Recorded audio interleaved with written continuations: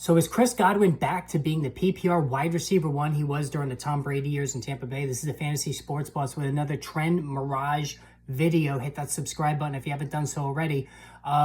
Listen, one of the early stories of the season in a positive aspect, because I know we talk a lot about the negatives, the ineffective play of some costly draft picks, injuries, and all that. There's been some really, really good performances, under the radar value play performances, such as Chris Godwin. So, the Tampa Bay veteran who, again, during the Tom Brady years, he was a low-end wide receiver one, went over 100 catches multiple seasons while Brady was there. And then, when Brady retired, things took a little bit of a turn for the worse for Godwin with his numbers, especially the last couple of years.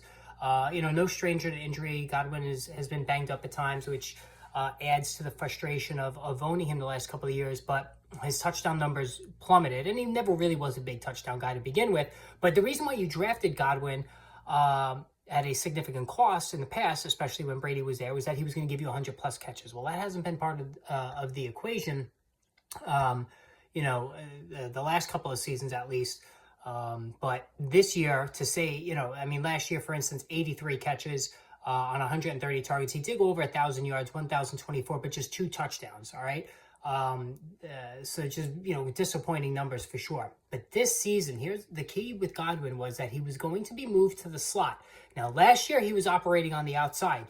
Prior to this start of the season, the plan was to move him to the slot, which is where he did some of his best work during the Brady years. Well, 3 games into the season, Godwin has been one of the best wide receivers in all of fantasy football. Started out by catching 8 passes for 83 yards in the opener with a touchdown. The following week, 7 catches for 117 and a touchdown. And then this past Sunday, 6 catches, 53 yards, and a touchdown. 21 catches, 253, 3 scores. Chris Godwin has been a target hog, 8 catches minimum in all 3 games.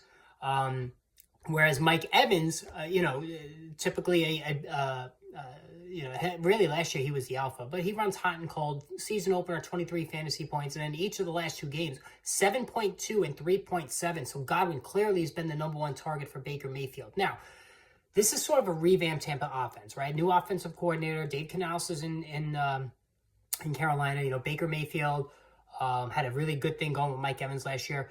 Perhaps now he's developed that rapport with Godwin, and certainly the early numbers back that up. The running game has been struggling. Rashad White's been terrible. I think the Bucky Irvin takeover already started in week 3, and I think next week he's going to at least have an even split. But for now, Chris Godwin having a big season, and I do think this has legs to it. I don't think it's a mirage. I think in the slot, as long as Godwin stays in the slot, I think there's going to be tons of targets. He's going to go over 100 catches easily this season. And here's the thing. Godwin very well could catch double-digit touchdowns for the first time in his career. He's only gone above 8 once in his entire career. That came in his 3rd season in the league. I think Chris Godwin is very legitimate. If you own him, I would not sell high. Enjoy the value. Hit the subscribe button. More videos coming soon.